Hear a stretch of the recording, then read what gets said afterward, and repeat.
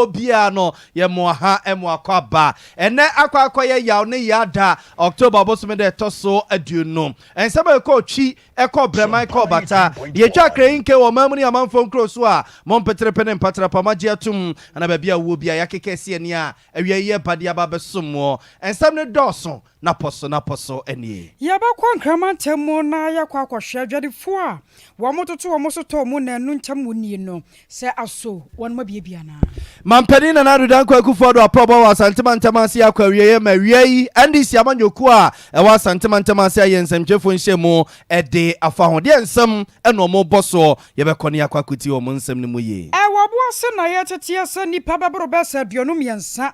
One more for quite one shot to gala and a GPR to you penning for so heard him say and then it's ya a bambatiasie na Laura first woman atutumu. Sanso ana yaba konsan fufromu na Professor Poku amankwa ya ene ya bando de krata ba ye atro se ni dibre won fanto na so ye wormo sho ma Ghana homasua so wamo abeya no ena ntete ya bato so perform nsentwe fa pronso wie cheso do ni chepo e mantamu a ebo akodo fa bato mpesua so ne ese galamsefo bi akosani e de gu police commander bi so ne nyame nkoa enkuowu ye be ko no ne yakwa akodi nko afofro bi ka wenum ho ne yade nyina da ba sommo Shannon so content fidie no so a www.sompafmonline.com Facebook ne Sompa 93.1 and na YouTube Sompa TV nyame adom nyumako bi adaroma and dan de nyina chance say ya yare prompto broadcast ye boba besom aba mescha busua malaria fever na hawo a etuase ama ho atopa edin ye FIDO fido wo pebosia boye hunsi ho ye kuma bia fido beboa ama wonsa tumi akabi eno achi no akokra mafia series wonom so tayechi thanks nyame ya domo a efiada bia ebeboa kwamu ama ho ato Dr. Abesi ankanchero se wo tana so apachapa new site wonom a kona so kwaja ya hwe na ho entimi nto wenu nyumako ne nkae bia edi credit ye brepam ye de won mo nyina ho sempa ebeto dwama moti bie enuanu mienu ye na ya we ya je atwa ya bekenkan semi eyeme akosia aje wakwade boate menimenu nana ya bo amalibi aboga buzu anye brena fin sam no mobrudu ntwe yenkwai na yenkututu na sani abasa emfama mo ye de mo hyase de free man pani nana adodan kwa kufodo wajima pese be maboda na probo wa santimantama sei se etefo pa yakopon ahira mo beka hye nso man pani nana adodan kwa kufodo na no kwasi da no be hye nana ya probo ase e wa santimantama sei ya enra eno de kogu ya ena no peye hwe ni mo se man pani nana adodan kwa kufodo obefra sante no wasa ni achenkra pompene mantemo no akwa akosomo man ti se ne wosom ne da se mampani no na mampani apropo de ba santimantama sei no ena NDC amanyoko ne fo a e wa santimantama sei ayensemtwefo nhyiemo e che se mampani ne na dodan kwa kufuado na propo de ba sante no ne papa bie ne wono mo a efiri mo e ba ni nyina ye se woni bibi bia ode ne nsa betene so e wa santimantama sei se wo ba ye 2016 besi ne no wa ye e wa sante opani Abbas Nuruddin ena hwani amansadin komo ma NDC amanyoko no asantemantama sei woni NDC amanyoko mpanimfo a e wasante ne kabo mu a wo mo eye sansamtwefo nhyiemu ni yenkwai na yenkutie ne nsampa wode atudwa won samtwefo nhyiemu na se yede ye ni di ne to na chi no ade a omampanyini be ye pa ye se projects a omampanyini akufua omampanyini mahama ne bosia kakra wo boy ye wode ye no eno na omampanyini ebe se wode ne di be dey ebe bata ho apart from eno no eye sabi edidi atem ene mpuadie ene agufushew kasa ene omampanyina kufuado abeka agu asantemantam a woye dey wasa asoriko na mensa bre no meje bre na makansem ba ko mienu bi omampanyina kufuado ba ha no eda edikan oko anwoma so eko kate ribbon for project bi a ye de twe anyina mahoden afri kumase akọbọ gatanga ni akoton edi ama eye enuanom ewo Burkina na sa project yi eyo mampanyini mahama ni so ade hu project yi hyase 2016 na nke wo say wie 31st eye 2018 ena mampanyini akufu ado anhwa ya na wadile ama mfie na ya dey abeto so enti ebra akopa ho ntoma no na ye hwese enka obebo mampanyini mahama abaso se onya ni so ade hunu kese saa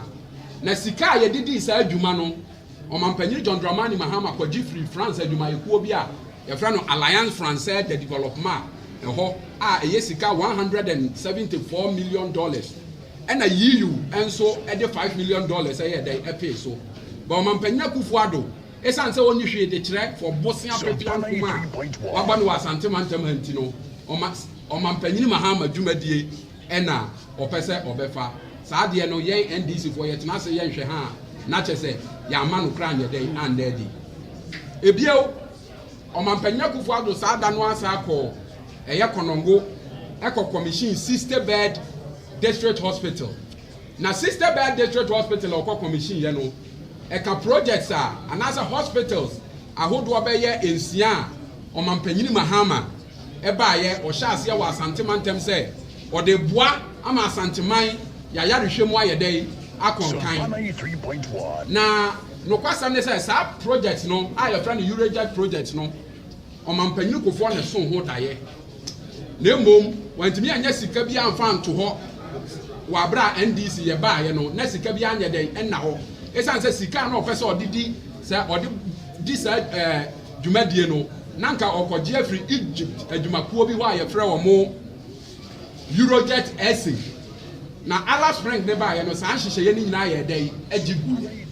to ɔmampanyin Mahama ba 2012 no ɛna ɔkɔhu Barclays Bank PLC a ɔwɔ English abrochimam sɛ ɔmbɛyɛ ntamgyinafoɔ na ɔmo na ɔmo nyɛ sika nti 2012 yɛsaa de saa dwumadie yi Abusua nti weyɛ mampani na Nana Danko Akufo-Addo wɔkyema pese bɛma bɔɔda na pro bɔɔde ba Asante Mantam sei ɛwie yɛ kyiri nkɔmmɔ ɛna NDC amanyɔkuo ɛde tugya no ne yɛte ne nka yɛ bas no redina ɔhwɛ ne amansa di nkɔmmɔ NDC amanyɔkuo no wɔ Asante Mantam sei ɛna yɛte ne nka na ne yɛnkɔ ɔma no so yɛkɔtie bɛsiafoɔ yɛ professional konkɔnsɛ ne kwam redu wɔna na nsɛmtwefo nhyɛ mu no butu ase ɛdeɛ ɛna ɛkɔ so paa kwama han 3.1 Libya Madi oso awie na kwame wuyi saa nsɛm oyi a bas no redi ne na pamfo bobɔ so no a ɛde abio ɛna kɔ so ɛwɔ nsɛmtwefo nhyɛ mu na se Libya nsɛm no deɛ ɛyɛ ebuburuja sɛdeɛ wadi kan abɔ do na so no oba ne abas no redi ɔno na yɛ asamafo de mendis amanyɔkuo wa Asante Mantam nsɛm ahodo a waka wadi kan bɔ bi so no dodo na ɛna nso aka akyire wɔ kyire mu a ebi eswame interchange a ɔmampani ɛba yɛ ɔbɛbia no kama yɛ sɛ ɛhɔ deɛ dwumadi obɛdi no hɔ deɛ ɛyɛ atɛmdie sabe ɛna obɛdi amanfo san sɛ ɔne ne kyikafoɔ anaasɛ even ne mpɛne baako ɔka no ho yɛwura napo nkotwa ahodoɔ a ɔtwa ɛno nso ɛyɛ mu baako a wɔka ho asɛm ɛno akyi no Asante Akyem hospital a wɔkɔbieyɛ no nso so no ɔma yɛwura se dwumadie no ɛyɛ ade a ɔmampanin dada JDM ɔno ɛna kyerɛ dwumadie no ase nti sɛ nnɛ ɔmampani ɛba na ɔbɛgye ɛtaa de bo sɛ ɔno na yɛyɛ no wɔyɛ ekwadwuma na anokora no ɛbra na nsɛmu no ba no ɔhene pɔpɔ a ɔwɔ Asante Akyem hɔ no mu Konongo ehene ɔpanin no ebu odin sɛ John Dramani Mahama yɛwura ɔmampani dada ɛna hyɛ saa dwumadie no so bra ɔmampani ɛsɔre egyina apasoɔ no ɔsan bɛtene ne sɛ ɛyɛ ɔmampani dada Akufo ɛna hyɛ aseɛ ɛno nso so wɔka ho asɛm sɛ ɔmampani dada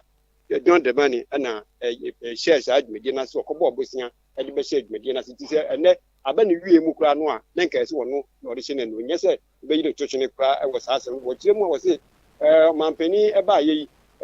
yi sika ahodoɔ a wɔnya no wɔ ɔman yi mu ɛdɔɔso yɛ ɔkeka n'ani a 500 billion deɛ ɔmampani ɛnsa ka nanso ɔmampani dada John Dramani Mahama sɛka 1.90 million ɛna ɔno ne sɛka nti sɛ wohwɛ sika a ɔmampani nado anya ɛne deɛ ɔmampani dada John Dramani anya no a na kɛsɛ nneɛma ma tumi yɛma no kɔ anim ɛkyɛn saa koraa efi galamsey ho asɛm so wɔsan kan wɔkyerɛ mu kyerɛ sɛ ɔmampani ba yɛ ɛyɛ ade a ɔno ankasa ne party chairman wɔ Asante Mantam ha no ɔne yɛwura twɛmawo ntumi a wɔasia ko ɔno ne nenam na adeɛ baako wɔka ho asɛm paa de sɛ ɔso wɔkɔ ahemfie no ɔne ne kɔɔyɛ nanso sɛ wobɛkaeɛ a galamsey ho asɛm a ɛsɛ yɛsuo ne yɛnkɔyɛ ahodoɔ yi ɛnam so ma nana tumfoɔ ɛka ho asɛm ɛberɛ a na ɔdo nso so ɔne ne nam no na sɛ yɛyɛ obi akyere deɛ a na wɔbɛka galamsey ho asɛm deɛ a ɛne wɔni nkan ɛmfa ne sankyerɛ ɔno ankasa ne party chairman wɔ Asante Mantam hɔ no a ɛwura wofuma gudeɛ ɛsɛe nneɛma deɛ nti na ɔde ne di akyire no ɔne kɔre wɔ abra deɛ nti sɛ no so ɛkɔ so ɛwɔ nakakyi na wɔbu n'ani ɛde egu so nanso so wɔbɛka sɛ wo tu galamsi ase a na no bi enim so opeso o yes ade ndia oni kan nkutwie na onka ho asem emfa nchen wo wi o de kwabre ho nsem so bai ebra da kwabre yewura captain ati adwem captain ewo Take FM now will be sent public when some or my pine when someone and also put you as some at the mark public for was just said. So, public or we or my penny catch a public for say, say, or movies about one better the amount and say, or my penny be a coin the public one. Almost so NDC for every woman seems say public for Emra, no almost for more time everyone. Say, so much to a better man who years and one into Ben Hanua. Public for the 2 of the Cassia Padima. Company said, no, my ye, and say, what would you say? On that job and I'm got to infant comma and the CDR, and you almost be a matter, Mamma, Omumra, nephew, Omonso, and Metua Abano, and Fa and Mawomo, and some baby, and I net, you running, you redeem a bus, our Yakasama for the man. This Yama you was and so kind of the said Yakadia, a Brennan and Brennan to Yakin, but also a mamma, and this Yama you go party officer, Mazam. The Omkan and the Abobi at the actual man for and you ran into us also in Ababa man for the cost. Kwame yada se pa was makronya minshira pa busia we nua kwamre du ne yekɔ ne nkyɛ ne ndisi amanyo kunsɛm twefo nhyɛmu a enne anope wo mo yeye e de fa mampani na nado dan kwaku for ne na aprobɔ na kwamre du atoyemu enkra no na no ntamu nie ana adwarefo bi a wo mo so nkramantam keka wo ho Echra se adwuma won mo ye no mo hunu mo ho ano se obeye adwuma dan da nyina no ma ga ne sidi no kwa na kofom dollar pagya na epagya na afa ye to kakraka enso de dada wo mo neoma so a wo mo ye adwuma no mo di tua to nam so nti no na no benada de ba nyina da wo mo to so to mu echra se wo mo nkwa adwuma kosi saban ne be ye ho bibi no enya de obepusu ho na enne ye bekọ ne yakwa sa show adwarifo na fedie won makoma atom yam anasa sai na sana no yamane boni kwadwo bafo woni adwarifo bi edi nkomo ama watwe bia bere mumma yentie biansa okwenya nyane manema de nema boaedi pa enkase enkamu bi na da obi ni na wo mu bi ekọ ni bi eba no pressure de finura koda o mshasi tu shosu okwenya nyane ha chire se obi be fa ni sika free e bia profufo so aba so obefa de akọ no wanye bi oni akona ha no e fa se e bia yen ye shedwa wa pa ho a ni shops ni adwuma no e bia o ka se o ko tan de no aton akoto bia no o so unya mutumu na de to no enkoso mutumu na enkoso kra na se store se eni ma no boy de so koto ba se ye to e de san kokoto e ba tembia sa ye to no mutumu ni de e moye enkoso kra sebi capacity test ye ko bondo na ko 5 million sisi anu omo de ko 6.2 offer nuzuma pato ade enu say sika amenya no 5 million ena menya abe 5 million me dia mabo anu sin ko ti dia me ton no ena me de ko fa de bi won mo 6.2 nti say 4 na me fa enti fa 4 nti no matumu no e bomba yes na ko boya de na say emla from mine e ba from mine e nyina e ho beto e de emu a yo haba ta a che say ye ni Canada ho a wo bebi scan kitam se si a medi se si enti ni se man fan ko fa ene ma na meton a mi nya bi wati as fa o captain no bi ma wa wo dia enti se la se bi a obi wa ko to a meton a mi nya bi ni ba de o mu ba na so ba na wo bo ne ko se se ya o so enkoyi enya kula abusia wai aya adwarifo bi ya wo mo nkramantam ne yete wo mo ne no na ya kwani ne kwadwo bafo akwakodi nkomo kwadwo na apom ya de yes adom bi bia wakola mo se ewade adom me ho ye asasi a stores ne won matumi abie ana wo da so tum MBA o mo da so tum na se enu amechese na wo se IGP aba won mu didi nkomo enkomode die no antumi ankwa ankosi aga ana adwarifo no de o mai o madwesa chenchene atwan kosi se aban no ankasa ne won mu hyiansa well IGP enra ne ba o ba hono no na enye se o ba be ka chom so o mum bi stores no e mo mo no ne ba se stores no ma tutum no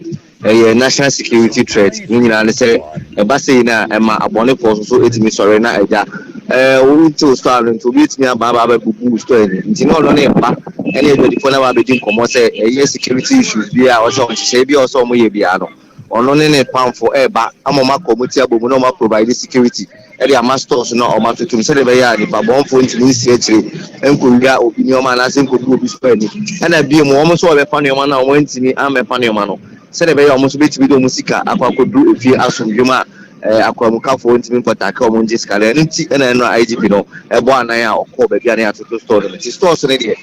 aluta container ɔmo guso a ɔmo bie de enti na no ano yan hwade yakoso yenim se efiti na no brada de ba na ya hyase se ye bo ganafo dodo no a dawuro se ewokɔ enkramantamu a meyamia wobudo bibre ho no a stores ne won matotum anyam bia bapem nanso ye woni pa bia won wasa ba so kwan mu ana and the crowd as this na anyone very difficult because so ba ushe videos the buy na akwa say market na adane street market pockets ne wo mo to ade payments no mo na take over and almost so no almost so ma take over so do na perform on one free shops ni no mo dey about street na say payment so about beto nti no omo no mu na edi gas say but omo so kra no mu di nkomo mo me te ase say edwane enkoyi say say nipa makro no ma ba beto ade and I almost saw one yoma a workshop more at 2 minutes so that's a nipa no ba beto ade workshop no ba na bi ni wona say dia street and say payment money you bia also feel say dia nipa na desperate and say bia why frustrated into no man go be up bia na audit nti ama enema bo no ekoso na akoso no so soprano in terms of the purchasing power no soprano insane you to back kru no dia market ni mu ayi nipa ni cars crank ka oba mokola ni UTC ni and na we banana traffic ajame o no mini aba be do no na unna musa na fama fa ho nti no ama aka central business area ni de enioma ha to so akopem Monday dia ye be ban enye ade papa kra na enama hunu adwarefo ne mpanyimfo ne bi wo ho se bi enenso ma ya adwene bi se ne won be hia na won ma yensentwefo nhia mu de bi ana and the crowd there obia is because na ya esha set na they were just going around say omo say directives omo members no make here no ejuma ampa so won say ejuma nti na hu hia kra say omo be sa bo anan asa ba be nante ho na say because ade na committee mama omo asa ba ho no bambo say then so IGP and then a pound for no anti police for market every 10 meters walk police there and night now in terms of where body the BI is under control but the only thing is that things are getting difficult and tougher in terms of market and purchasing. That's why abusia wai aye amane boni kwajoba fo ne yete ne kana tese setele no adwarifo a wo mo wankramantem guta won mo kyeresa enwuma no de enya de a omba bi omo stores abusia ye guso so parent 3.1 FM ye wi aprem tibre kase na nsa no ba bia wo bia na ye guso a ye de ema mo style bia no wadwenche no nsusu ye fa ba dom ye wabra o kai on we social media platforms awodo no nyina so wedi kada da ho no mo a ye da se emu akwa ba fe nanam kwa mu kwa Facebook Sompa 93.1 FM Sompa 93.1 FM na YouTube Sompa TV Ghana Sompa TV Ghana o subscribe na do agente no nsusu no mapia bia no ye guso a ye be kase no mamu ye be kenkai dia mom amamom ye ka mo se kase susu no efre Sompa 93.1 FM so no e be bomfumpa na ya chi akwa kofa Sompa 98.9 FM so e osunyan ene ne nkwado Sompa 98.9 FM so e osunyan ene ne nkwado ye nto aso e ne mfom nko GPR2 impenfo no matana ye na abusuase ade mo kasei GPR2 impenfo kire se wo mo ehwe no mu sa babati ase na enane kine ya lorofe wo mo atutum na ntutumu no soso no enkoye fia bi se wo wanum ne mo pena kese a ebebo mo madwuma no mo ye no atumpon Malam Smala Boachi ye vice president ya wada eye GPR2 ya no wone so perfect nsem hwefo di nkoma wo kire se be no mbeso mo passengers no mo du o makọ edu o makọ akodu asumdwe mu a enko ese bia 1 gallon wo kwa koja passengers ne kwam no omo hwe ne musa ba mo mpanimfo beti ase ama omo na lorry fare so no mantumu kra no be 30% de omo ede betoto so ono oman hene yadubu akire din komano pe wabra na oman hene atese mawiase nyina ache e wade ache bia dwumadie so o Sompa TV ne Sompa FM so anyway yetinkunya yene minister atase se de take queen ne me yasitu video refo de dollars ko de petrol ni bi ye ko no se da driver for ne ke we for ne union for ne so ya ye wo bibia da ko be so de enyana ne rent Sompa ndisi no ye de akoto ni se ye tumu nchichimu ediasa naeboye ko ne kai bibia ya tu ye ko so this will be a student trade 30% he ye get it for ye pay for team course gasho no ye system the dollars ye do because nema ye to nyina no amount for the commercial abuchiri ba so the town wo si ko bia anything spare parts engine oil DVR bibia money to ties bibia ye ko na nke se ye 2.9% if you say 20% na pe ye check emra eni abantana se this is a good 10% bia na so the tumu ye check yanke say 49%. Yes, you need that. You're gonna for you wish you're gonna for yet me get them every you're doing my Ghana for and yet me can say the alcohol doing Vietnam is now that they did. I see a dinner you're near 24 customers until you see 30% they are to consider a big you can say you need to 25%. Make 20 say you should be Ghana for because of how never the same. You may be a packet of cars on the phone. Private cars they because private cars for car. Yeah, you see cars here, commercial cars here, there's the front how never the same. The bishop come and yellow to start the fun and another the video. And what you see is good Ghana for the cover bed. David, you know to get it in the effort. You need what I get. You mean, when you dear grow, Master Cabin, you do magic pass, you need to have a little to you ever Pada. Master was near that type. I remember Papa, who could get it and go to the fear. Indiana, Evan, you know, focus. And then you bore Minister Maniano, or so. Yadauma, you have a tenant, you are winning penny for or no more so everything now other 2 money. If you say you were 3 years, you may that we can do. I was any free china chinifie ne memene da ne kwesi ade nkoche ne juada so de no waboa ho na usika na de faka no na de bia toto so sane Malam Smile Aboachi a we vice president and as vice chairman da GPR to you kona no eka ene se omo atwenem gidie wa rehemu se enu ankoma a omo ne mpanimfo de no kwan bia so lorry first ne de wo man tutumu kra no be 30% de ebeba Aya kwansan foforo mu nante ya yensaka kyerese Anglo Gold Ashanti Company Limited ya no ewo boase amana donkodonko bi ya won matuo seja enkakra wo mu de tufuma gudie no nipa be se aduonum yensa bi afakwati kwanso akwakogwuram ama won maka amenanim sa ye a wo mutumi kwawuramuo na won maka mu no de abusua obi antumi nkyere na mom ye tete biribisa na fuansia nie na wo maka amenanim a wo bi antumi mpie na jesanto wo mo ene omunyame ya ne wapanyi pa ba akoya wote eye oboase na bano sa amenatuo ne ho sansam a wabere mu no mu nimde yewra aye apia edi nkoman ma ne kire mu enafuansia ade hyerem koka mu no how kese a ede abrabusua Then the department then say omuko fasika to tete yaska obi apedia so omuko boss omuko e no mo ba na so makaka so ya bia fa so ni anana se nesia nesia no mu ida ofuno ne ayi fori ade no mu omo ngo fonti ko ba se omo ba ayem so na duma no so omo ko o pe de kakaka se de yan ko metima o meji omo ko fono be ba mo ni ko no ba de wa monte so se ni pa no o so fo ni su wa pe ni pa no fa na ti se ko ba so ni de kakaka o no ma no fi kakanta na o ma ya ji ona kakana ti ya fono so ba ni so dali de go ti na mo fono so ananya se ko pa mo ba se ya ya no yo fono e kya no na ye ni yanka ho ye ko ani ye ko de me kase Abusuan wei aye ajapia ene yatene kan ye kwa maso na ye ne ajapia kro ya kwa akodi nkomodi afan ne bisansa so enipa de onum yensa na nyame adom watimi ayi won na ajapia ma han ya na pom ye de ya do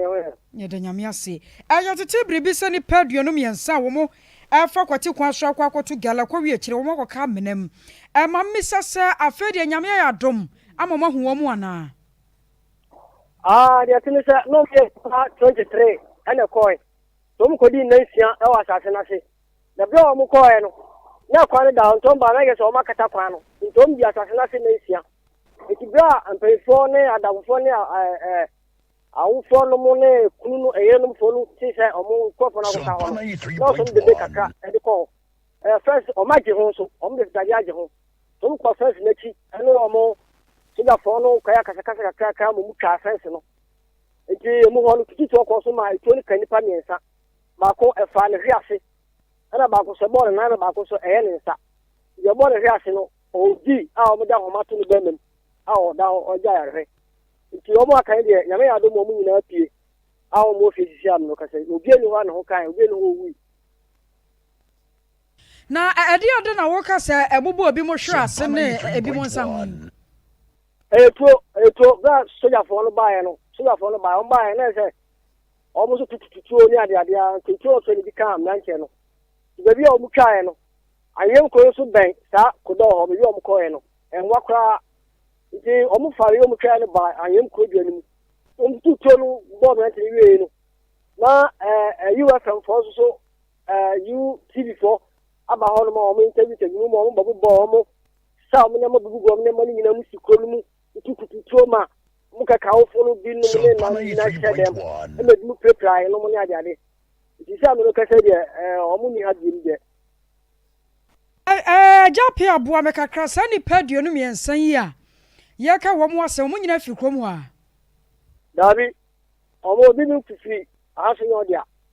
e ko no ka sa de ye no ye shan so da fa si ti aso dia folo du na ne ba ha e ba yim ha omo ne ha manche bi to ebo course no ti omo pe ne bi ni ayem ha no sisi amero ka sei omo to ka omo ne bi ni a omo ha so nyodia won mo so ka menam ni mu no won so fre he ha so nyodia hokro na bi wo ha so nyodia bi wo tutuka bi wo wo ti wo ka so wo wa sei ndo omo do so yo ya hwa ni padodo a wo ka menani mu no anyambia wo yi wo mu na won mo tabia no chesesan se na fu ansia dia no odin se mo kwa kwotu gala kwa wi akire na makwaka amena mu anya omu yi omo de kwa me no ma yemre o ma yemre sa nte ba se omu ja o ma yemre nte ma mo fa su ja o mu to mu ja o na wo se wo pe duro bi ana hospital ni na ko se de be ya so o po mu de ni be wi o pe ye nta na ko ye na wai iso mu na o mo fi mu wo so mo ofan Sompa 93.1 omo nyina o mu fie so ma ja o mu to wi akọ ni fie na o si bi mo ayiye mmerani ade ba obia ho antwa se bi a ekoba ne sa no wo man prepra won davi se be bi o mo ba ye na mo ko yi o mo no ma ben amna na no ai gate to mi na be ka gate neki so mo bi gate na so mo yi o mo na ho amu na timi ko ya wo ko yi safo ni firim aya soja script na police ene ko yi o mo ajapia Sompa 93.1 bisa koso abusa na ma se omutu amana na omutu baabi na omuyi omufirim ana se kwan be na omufa so omuyi omufiri amana nim ajapia hello wada ma wote yanka me to ka pa yo ane ya bisa se kwan be so na won mo fa ya wo mo yi wo mo firi amana nim o mo fa kwan be so a o se o kwa o man ka so mo gate ke se da amana na no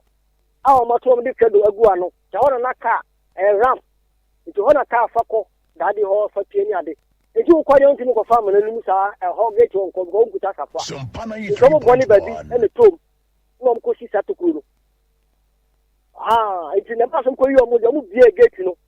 ono mo fo ko yi o mo tie ajapia maya na wase why yada se no be no wada je nyame hwa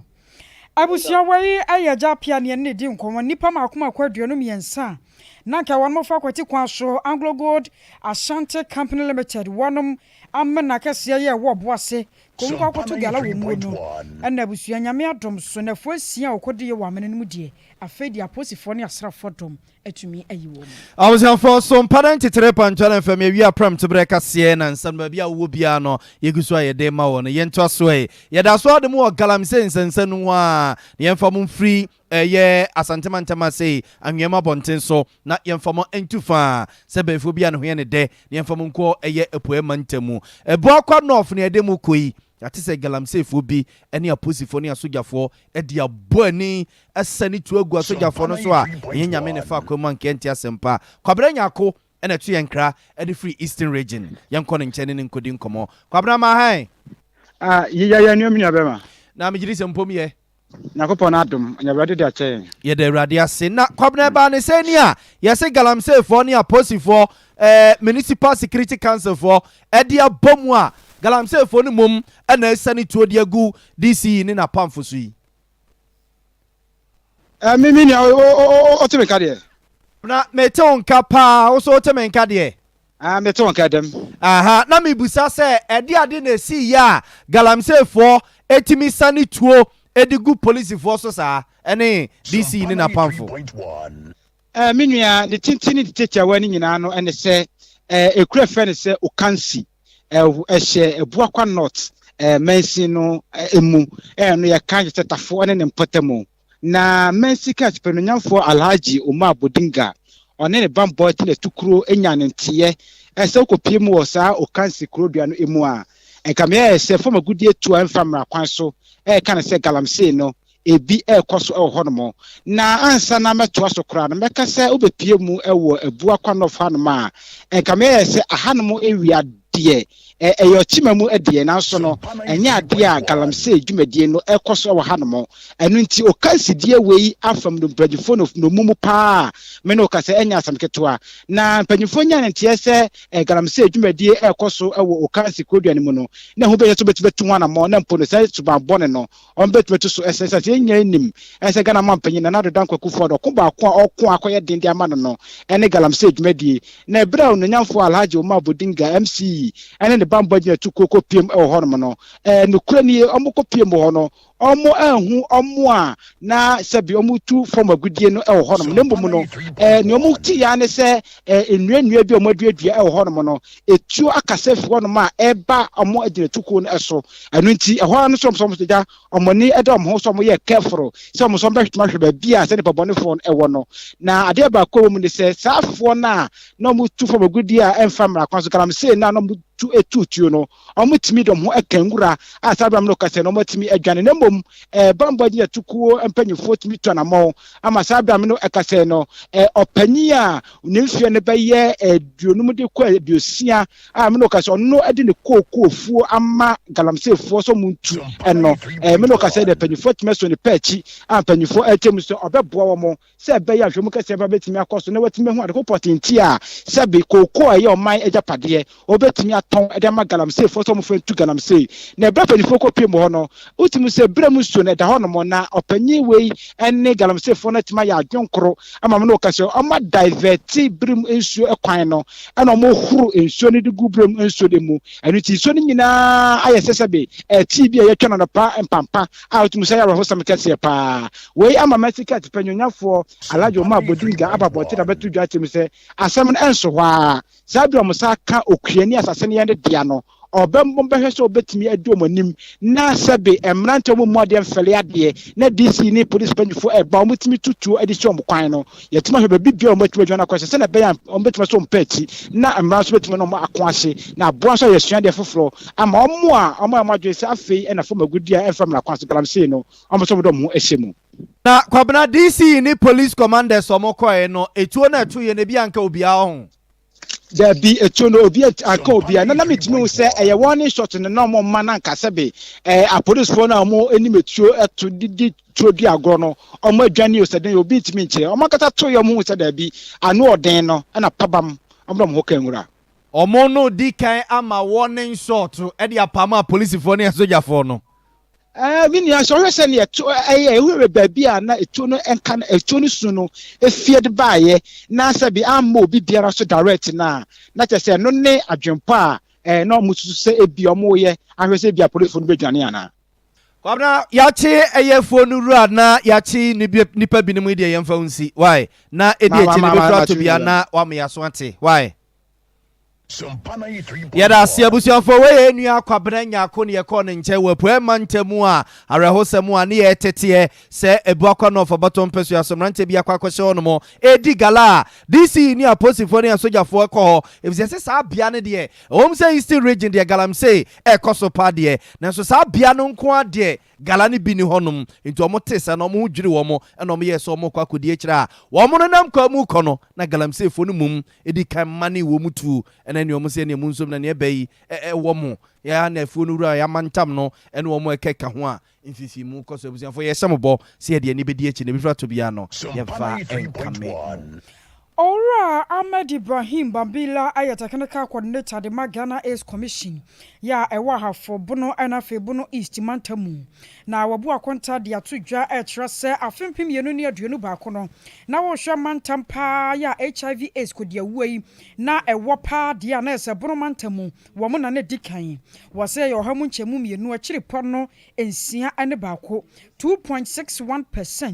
Efron mo na ba hafo mantamu wono so de na ye wo hamu nchemu ba ko akiri pon wotwe ene ba ko 1.81%. na febuno East Mantamu wono so atoato so wose we na ya reho sampa ya homeche samsanse sa wo hwa ahafo mantamu a na mansini ya makomako ensia ya mansi na TV South mansi na edikan ya ne nyina mu no kakran panfo gu so na wo bokokose HIV AIDS kodia wuo no eda so tia senti Ghanafo ya nye ahweyi so na 2021 no TV South no ya recording 86 new HIV infections and the current HIV population no Certificate South 1,960. That also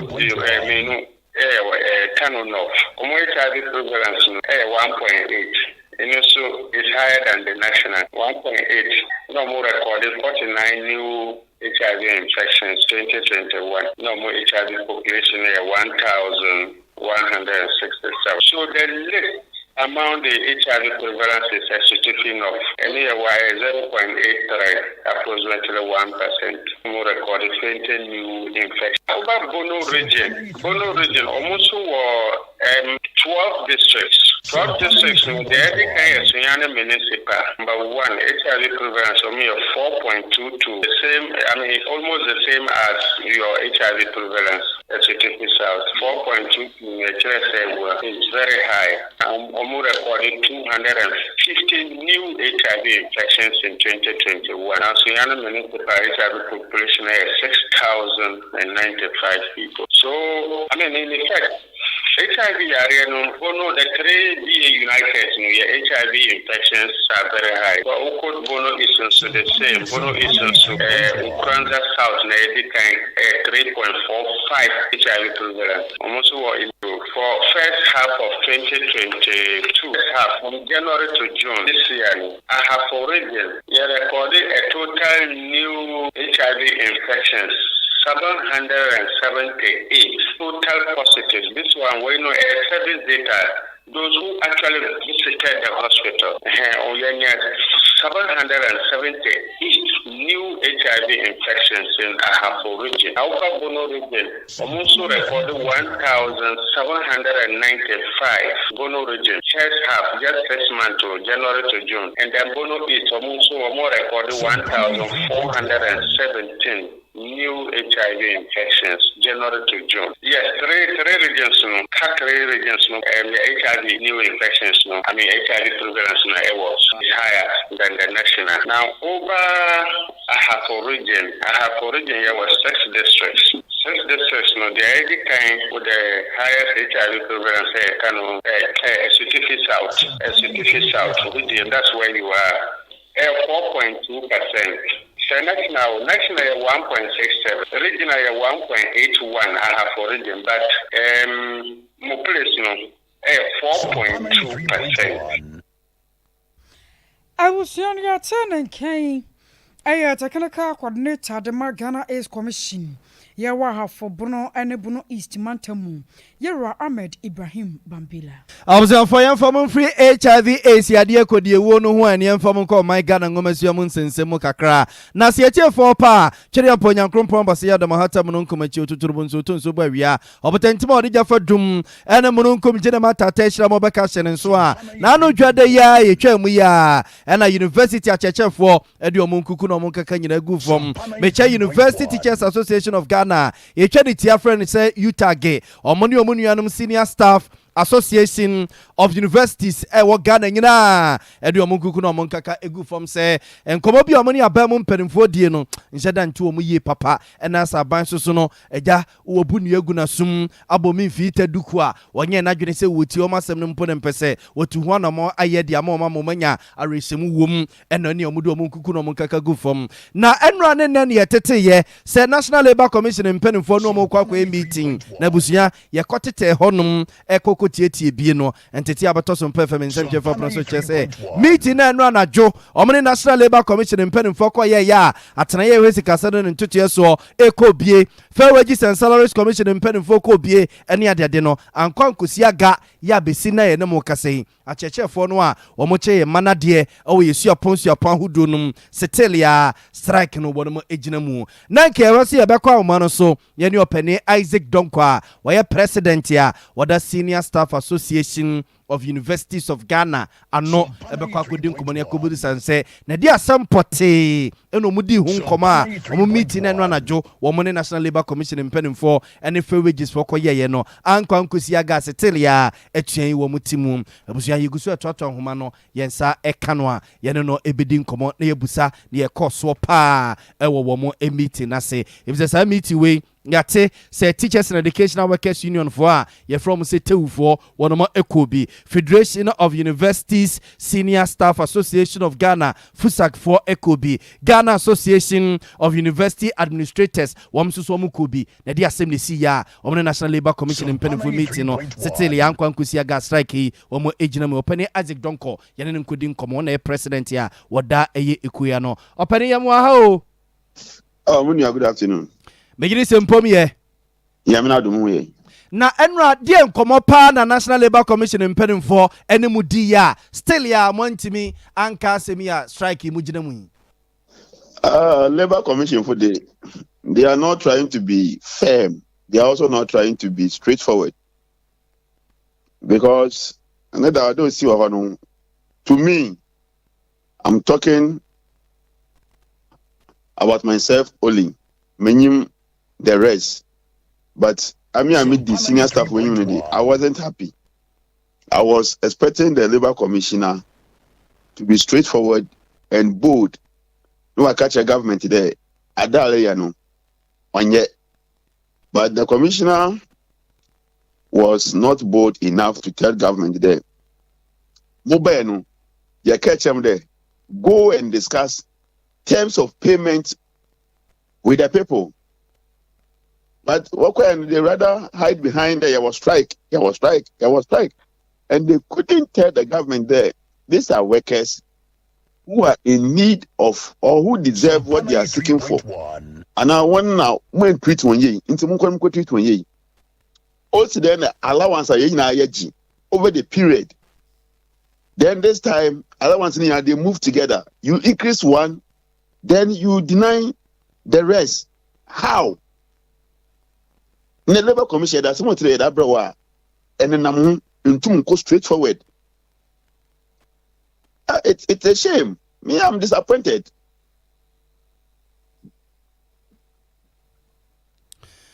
Oh, hey, yasemu. Enti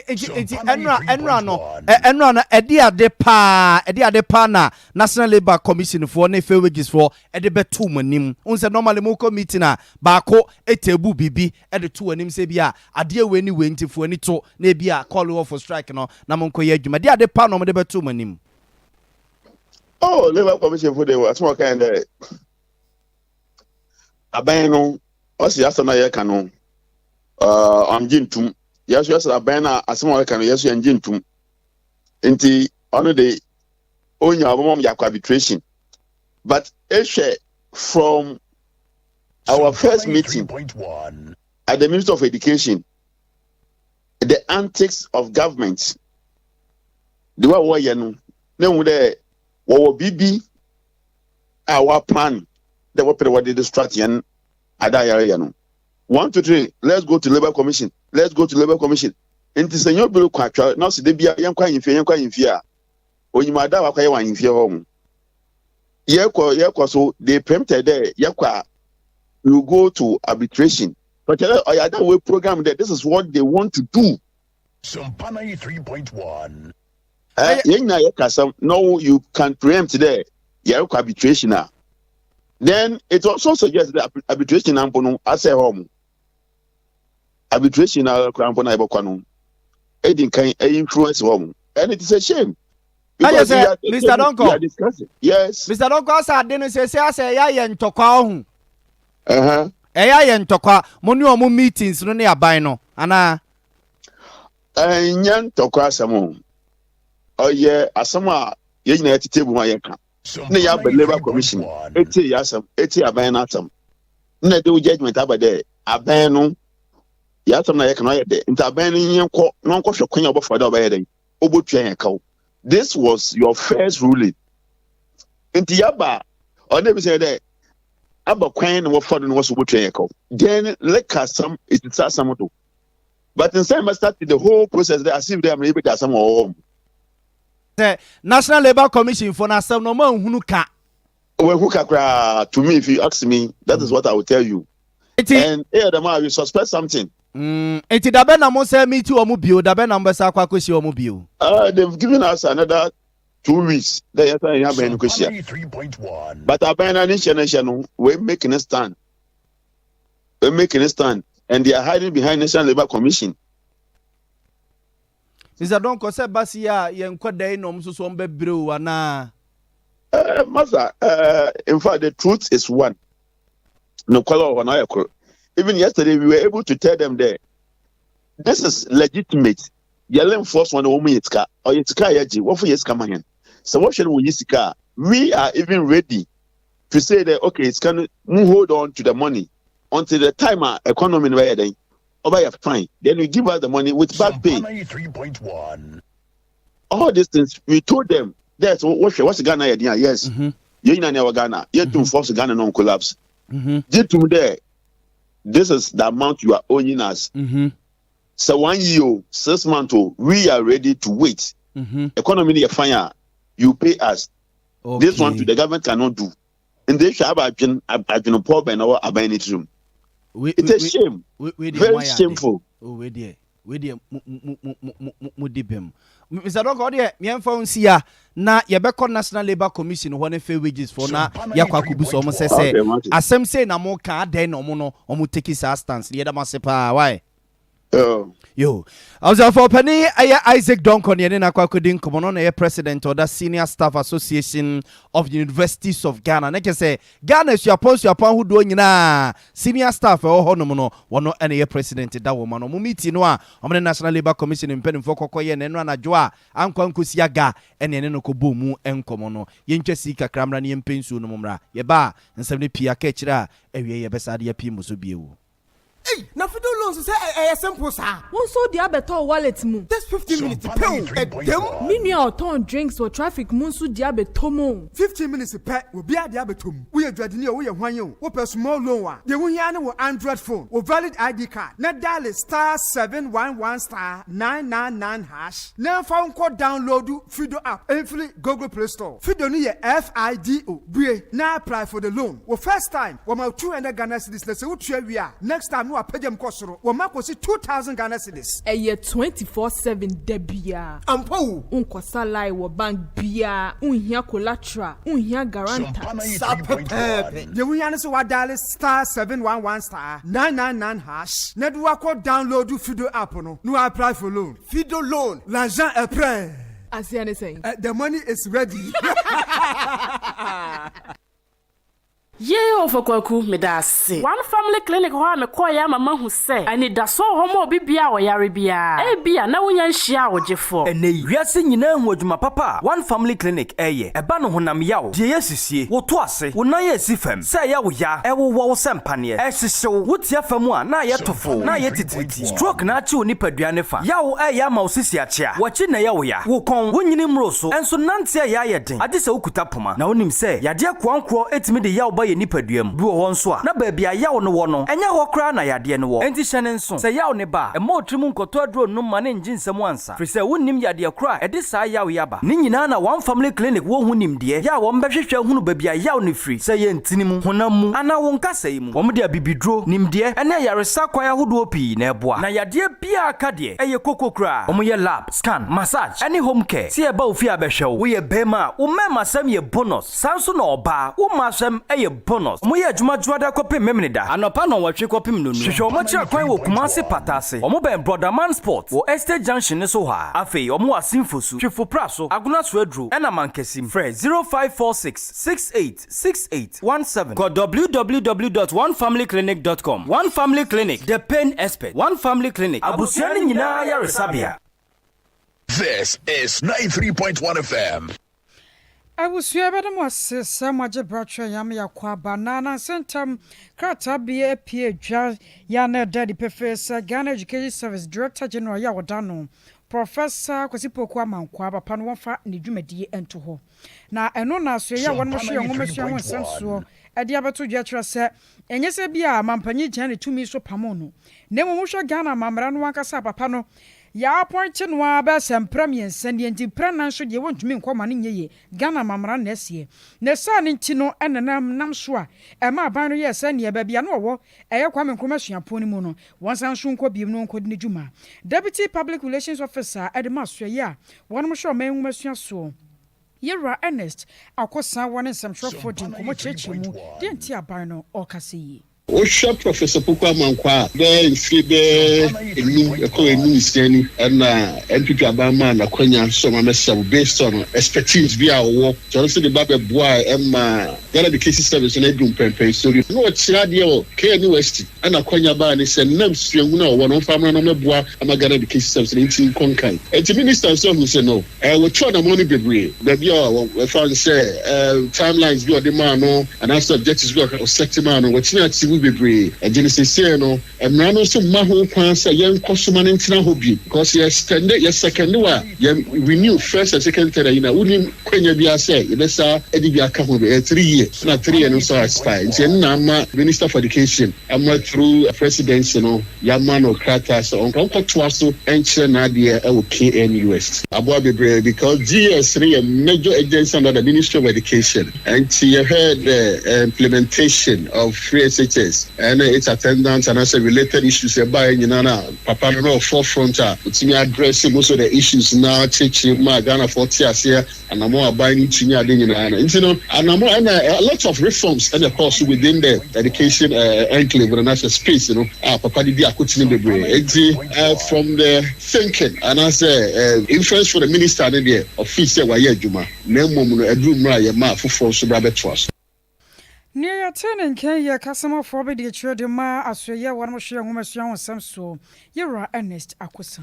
Abzanfo yen to so mfa monkosi kasemu kakra na momani to my Ghana sese de mo yedene pa agese wa wonye wadwene so beka nokre ne de emu ayedene o my Ghana sika ni ayeya dollar na mana ye do euro no so mana ye euro bi na pounds no apampam na mana akotena kwayi mu ye friend baby a wose wo mai na eno na osofo pani a ebremu twede amponyankrompon de ne ye adwuma o ye executive director of that Christ for all nations no Reverend John Kwesi Dako esro my Ghana de yes ye Christopher man na da bia kwesi da bia yes ya todem edwampaya sa brewe yo my Ghana ye womu no Christopher nyina ye nko ekotodwanim ye hu mpaye na ogide wa rechemu se twede amponyankrompon obeti esufra sa pagya my Ghana esikasem ebio papa di san semi tujwa bra conference kese bi na ekoso e Kumasi abonte so no wo chese si hu ton so pa senepete na ipete le mankabo le grade akwabi ton so si ya bru akani ebedie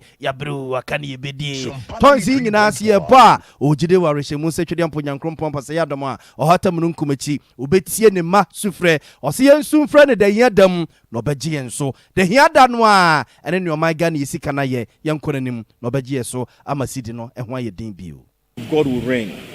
and as we pray in our economy that we are grappling with, we are all facing it.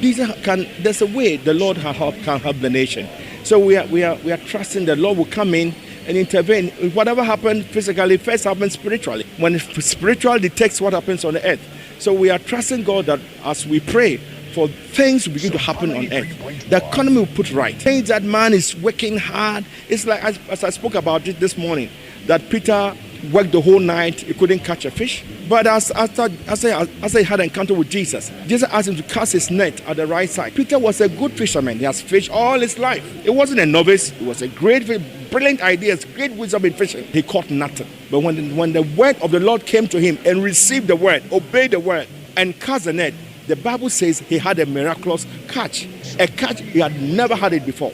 And that brought prosperity into Peter's life and brought joy to the family, brought peace in the home, brought the children will be happy because now the Lord has done a miracle. And I believe I was for where Reverend John Ukwesi da Koni etene kanona yeso for penia or that Christ for all nations are no and na ochese yenkweku to jenim we and soon chain rade and mura rade so obeye edi amane man am yesidi na nya hoden amwa $1 no edi na to fuma tie ne so anante so amasidi no ahoden asa abamu bio abusia yenka mo se mraswe dwani o mraswe jefie ma de so mo asen central abaton pesua so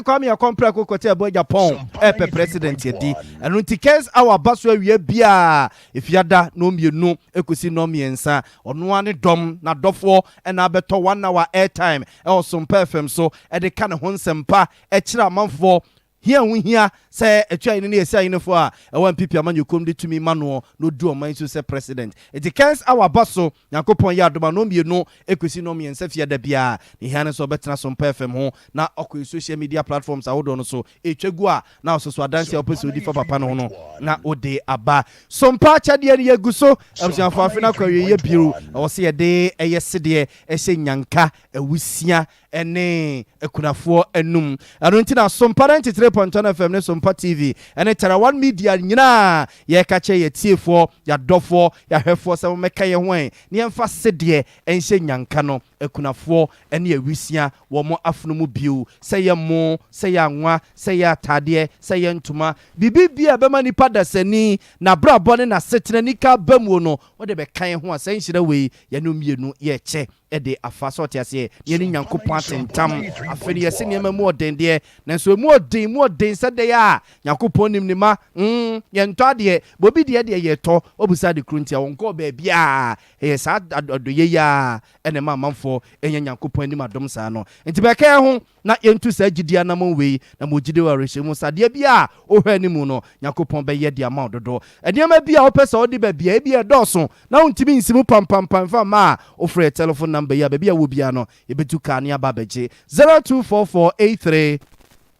4838 024483 4838 eno ne yese yetu ka ne aba bejo ne ma no ebia wo no o pese o ye ni sika mobile money a the patron number no mo hwe won Sompa TV so ewo YouTube mo hwe yen ewo Facebook Sompa 93.1 FM so ewo Facebook no ye the number na ato ho no mo sa mo tie o radio so no eye 0598 559802 0598 559802 ediya beba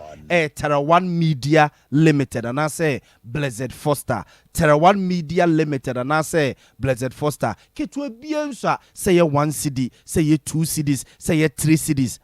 eni nyankopon tentam afi obenim ne ma ama ne ma dane e de ama yen haba heba mixture eno ene adura sese Food and Drugs Authority mpanimfa gye atomu a ye di etutun yare wase e ba ne malaria nom o ye friend say typhoid fever nom wanum ato ema aduane wuntimi ntibi ni a waye boho okeka abusuya eduro no eye haban heba mixture haban na e odwaso okomisti herbal obenya bi ato kolina akobenya bi ato apidan kobenya bi ato dani herbal obenya bi ato Fredimens herbal so no obenya bi ato na openi doso po a no afre dokota na mu e wo 0257 533 424 0257 533 424 edro no na tena ye kese pa e wo anwan kwanta e ben be kwai abonten so abusia wo pabosia boye ho si ho ye kuma bia edini ye FIDO fido yankwana kwaji bi wate Christmas yi ubedi no wadi ni biem a obi yesu na wo de wo sere na wodi nkan na wo bobo no ma hyehye mu a fido app no wo download bia wo na wo kro no 15 minutes pe won sabaka abosia de di kan wo benya 200 Ghana cedis de to so 2000 wo na wo dam wo no na je se anuoma nyina ahyase a ekoye ma wo hia valid ID card ena mobile money wallet enua no enya fe na akwa sanlai wonkonko di babia download the Fido app free Google Play Store honom wana se App Store enua no wodem cloud internet nso ka ho pay internet papa beboa CCTV cameras ahodro bi se obi ba install di amawa cloud internet your wifi ahodro wate me bedi hu dwuma fama wo office wo fiefie mu suku mu babia mu wo biada cloud beboa mu your top high ye ne Love FM ne di hwani mu edan kron no ano a kuma uma Rural Bank wo mu no sada no amu ne wo frɛ ye 0202 699 and 0244 601 933 na breaking news abasisie say UK omomansoafo penny omo prime minister mamini say friend say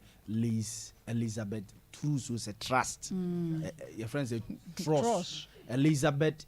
Truss and I'm for a trust right lose net man one trust yes I resign yes I resign na o man na hu hia wo mo akomu no na ono ne party Conservative Party no MPs ne dodo no a e de krata ba se omo hwe ne nsusuye ne niema a wo ye no a enkyere se e betima aboa mo man no afia wo hia no a wo mo ewu mu no eno no de pressure egunu so a se ene mo kasa wie ya wo de krata ababonten a enei wa resign no odi 44 days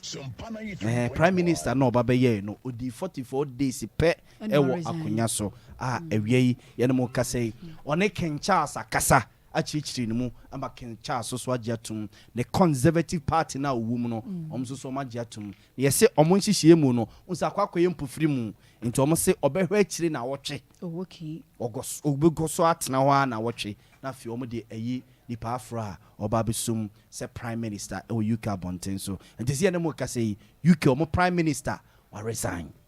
odi 44 days pe na nyina ya hunyehia ne ahokira oman no ewu mu no mo hwe a on said any prime papa bia prime